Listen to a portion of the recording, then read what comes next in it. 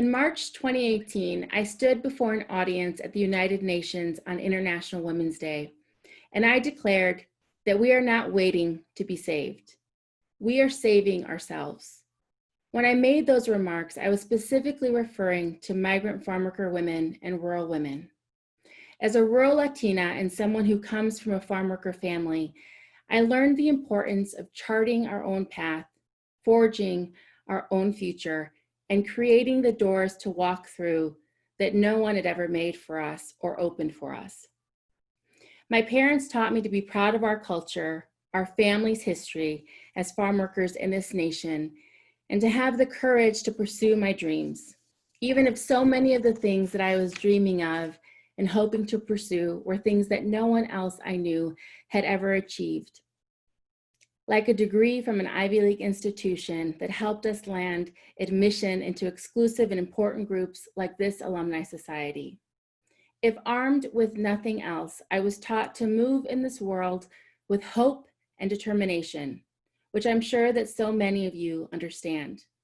And it was with this hope and determination that's guided me in my path as an organizer, activist, and social entrepreneur. From creating the first legal project in the United States to serve migrant farmworker women who are victims of sexual violence in the workplace, to creating my current organization, Justice for Migrant Women, along with many other initiatives that I founded. I decided a long time ago that when you don't have much, that also means that you don't have much to lose. It was with that mentality that I threw my hat in the ring time and time again for opportunities, positions, and funding so that I could create the programs and organizations that I knew were needed for farm workers in our community. I experienced plenty of rejection along the way, but my hope and determination steeled me to keep pushing forward. Latinas across our country share both of these qualities and this mindset. We have seen it over and over again. Over the years, we've seen important movements like the farm worker movement that was co-founded by Dolores Huerta and the Women's March that was co-led by Carmen Perez, to an increasing number of businesses that have been started by Latinas and social justice organizations that have been founded by us. We've proven ourselves to be resilient, innovative, and creative. As a result, Latinas are making huge strides in our nation and have made a huge difference in our country by doing so.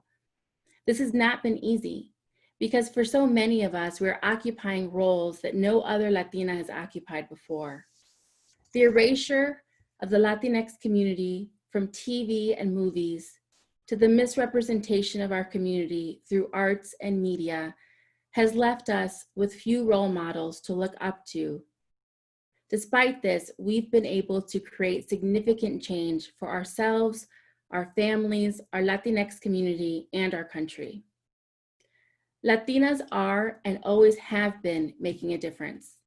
We know this, but we also know that we have yet to achieve our full potential as a collective. We still confront systemic problems like the pay gap and the wealth gap that prevent us from prospering as we should. We're still missing from the C-suites, from boardrooms, and elected office, though this is slowly changing. I know that Latinas have much more to give. I have more to give, and so much more that we want to accomplish. I share this belief with 9 other founders of a new entity called She Se Puede, a new empowerment platform that Latinas created. We created it. Eva Longoria, America Ferrera, Carmen Perez, and 5 other Latina leaders. Latinas have the power to create and open doors, and we have the power to pull others through with us. That is what we believe, and that is one of the reasons that we created She Se Puede. We have the ability to organize our families, our communities, and our workplaces to create necessary and meaningful change for the better. Latinas are the present, and we are the future. And no matter what is thrown our way, we are doing everything in our power to not only save ourselves, to survive, but also to thrive. In order to ensure this, we will need to continue to build power through civic engagement, and by organizing ourselves around the issues that we most care about. We will need to continue to create programs, organizations, and businesses that meet our needs, as well as the community at large.